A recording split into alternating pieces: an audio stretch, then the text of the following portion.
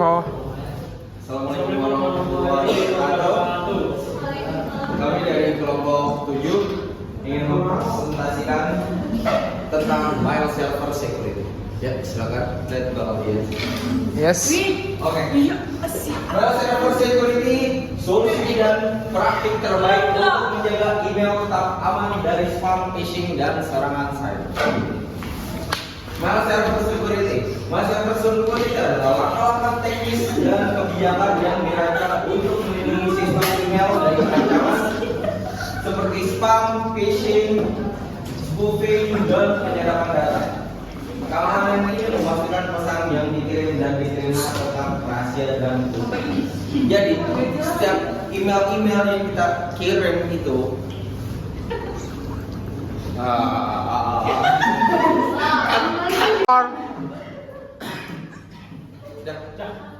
key security measures. Jadi itu adalah langkah-langkah keamanan untuk menjaga email kita. Pertama, enkripsi komunikasi. Bisa dibaca tentang SSL di sini. Kedua, autentikasi dan integritas. Pause dulu. Autentikasi dan integritas. Terus yang ketiga ada anti spam dan pemantauan. Jadi di anti spam dan pemantauan ini mengaktifkan filter spam, antivirus, dan pemantauan modul untuk mendeteksi serta memblokir email-email yang tidak perlu. Lanjut. Fakta dan angka keamanan email. Berikut adalah data-data yang sudah kami kumpulkan dan ada source-nya di bawah, bisa dilihat.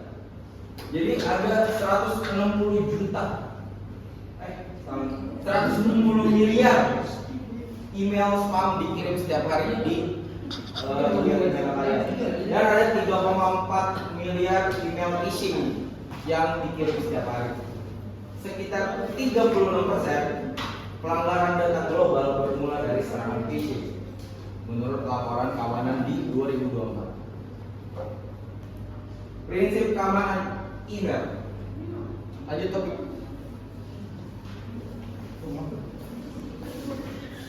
Baik, prinsip keamanan email yaitu adalah yang pertama ada kerahasiaan, yaitu memastikan isi email hanya dapat diakses oleh pihak yang berhak. Intinya, jadi ada satu kunci dan juga kunci secondnya. Ketika kunci pertamanya itu sudah bisa login, maka second key-nya itu tidak bisa login seperti itu. Lalu ada integritas, menjamin isi pesan tidak diubah selama proses pengiriman. Lalu ada ketersediaan menjaga agar layanan email tetap dapat diakses kapanpun yang diperlukan.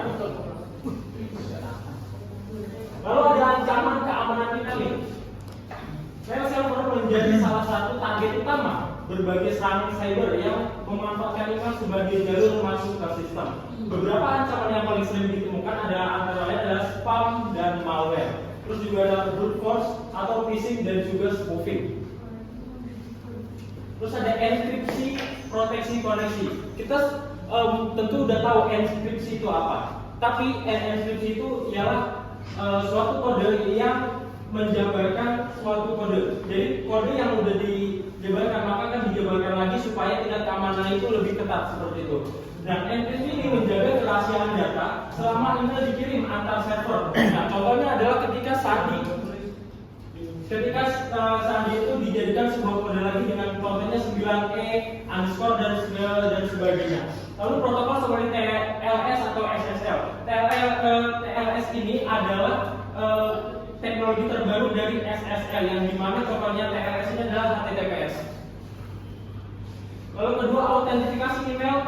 Untuk mencegah email palsu dan pemalsuan, alamat pengirim email, server membutuhkan sistem autentifikasi yang bekerja saling melengkapi. 3 metode yang penting ialah yang pertama adalah SPF yang memastikan hanya server yang diizinkan yang boleh mengirim email atas nama domain tertentu. Yang kedua ada domain key identification email yang memastikan hanya server yang diizinkan yang boleh mengirim email atas nama domain tertentu. Lalu yang ketiga ada domain based message authentication report and confirmation, menggabungkan hasil SPF dan DKIM untuk menentukan kebijakan, misalnya tolak atau dikarantina terlebih dahulu apabila email tidak lolos pemeriksaan. Ada kebijakan akses dan manajemen user. pengelola akses pengguna sangat penting untuk mencegah penyusupan ke mail server.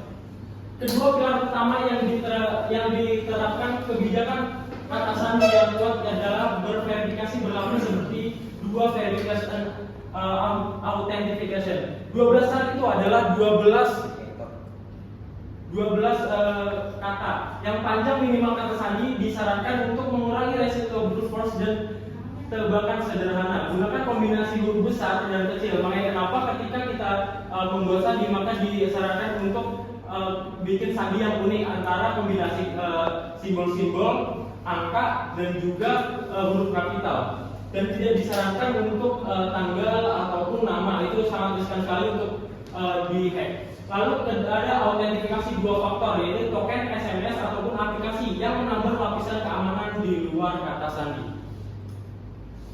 Lalu ada update, patching, dan monitoring log. Tiga aktivitas utama yang menjaga mail server tetap aman dan stabil ialah update rutin, security, lalu juga monitoring. Yang dimana kalau misalnya di Windows itu ada Windows security yang harus kita update secara berkala. Lalu ada tren baru yaitu cloud mail dan AI security yang dimana layanan email modern terus berinovasi. Tiga tren berikut menjadi sorotan utama dalam menjaga keamanan mail server di era cloud. Semakin banyak organisasi beralih ke penyedia cloud mail, misalnya Microsoft 365, Google Workspace, untuk skalabilitas kemudahan pemeliharaan dan update otomatis.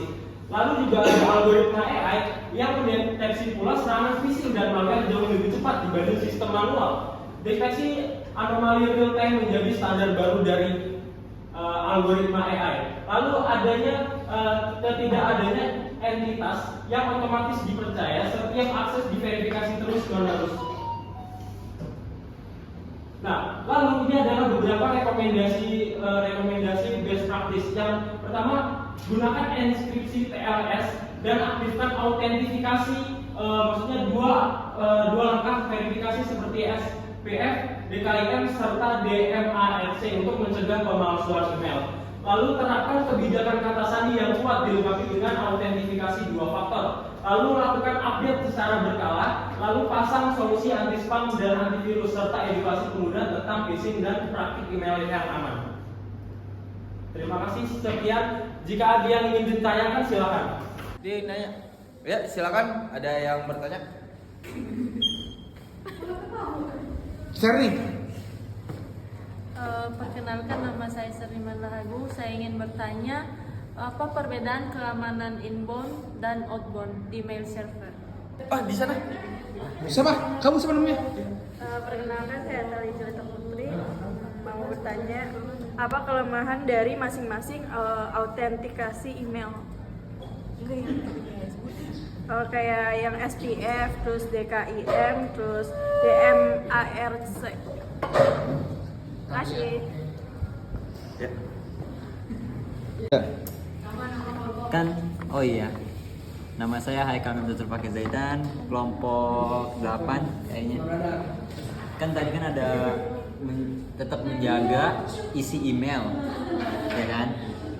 Ini kan berarti kan saya misalnya sebagai user harus mempercayai servernya kan, untuk tidak mengganti. Gimana cara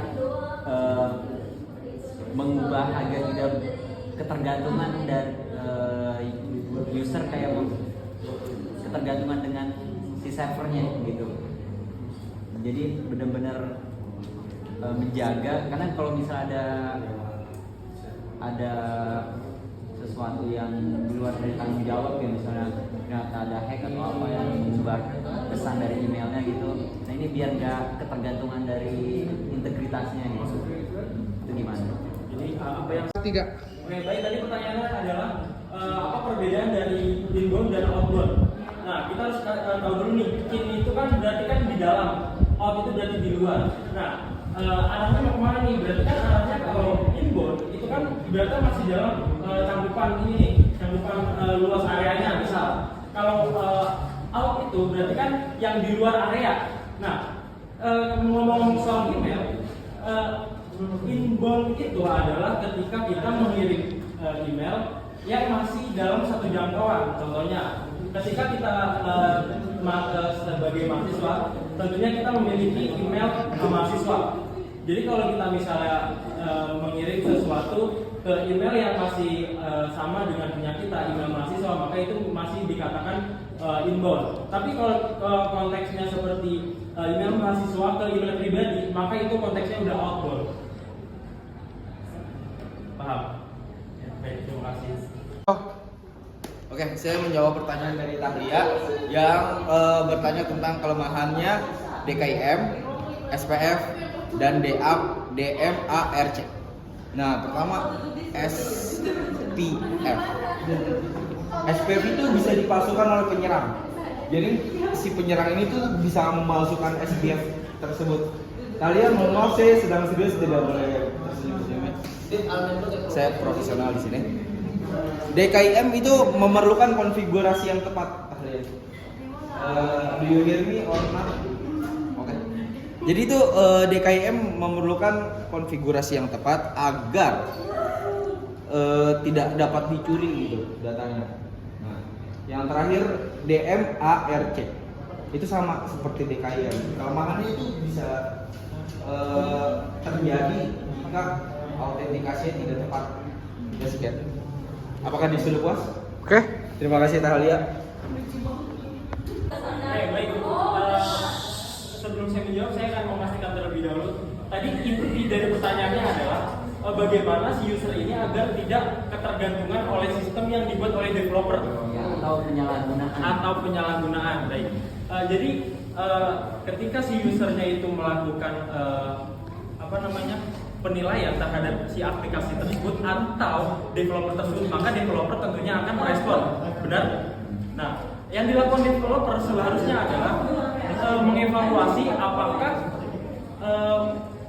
saran dari si user ini setara dengan visi dan misi mereka, lalu juga mengevaluasi apakah kita ini perlu masukan atau tidak, seperti itu. Nah, jika perlu masukan, maka masukan isi user ini akan dievaluasi dan akan dijalankan seperti itu. Contohnya yang mungkin agar tidak ketergantungan dengan si sistem developer tersebut, maka developer harus menambah fitur baru, terutama yaitu untuk update secara berpatch. Kenapa? Supaya si user ini bisa mengoptimalkan email yang terintegrasi dengan si developer tersebut, ataupun bisa menambahkan dengan kata sandi ataupun dengan sistem keamanan yang melalui 2 faktor autentifikasi tersebut. Maka dengan begitu si user akan merasa aman dan dilindungi oleh si developer tersebut. Oke. Come on. Itu. Tuan nggak? Sekian dari kami. Wassalamualaikum Warahmatullahi wabarakatuh. Terima kasih.